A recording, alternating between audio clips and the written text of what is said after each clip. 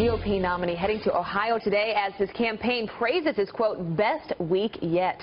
Kristen Fisher live in our nation's capital with the race for the White House. Kristen, good morning.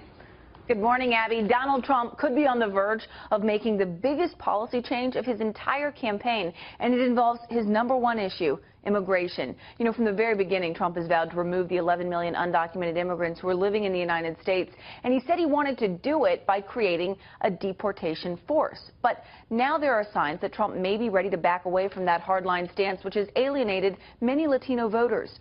Over the weekend, Trump met with his newly formed Hispanic Advisory Council, and several people at that meeting reportedly told BuzzFeed they got the impression that Trump was rethinking his mass deportation policy. Now, the Trump campaign denies it. They say what he said in that meeting is no different from what he said on the campaign trail. But then yesterday, when asked if Trump still supports the creation of a deportation force, his new campaign manager, Kellyanne Conway, said this.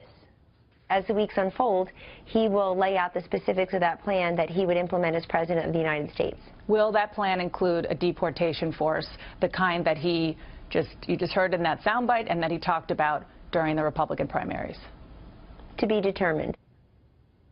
To be determined. So there's a lot of questions surrounding Trump's immigration plan this morning, and he may address them in another policy speech sometime this week. Conway is calling last week the best week of Trump's entire campaign because, in her words, he's finally able to be himself.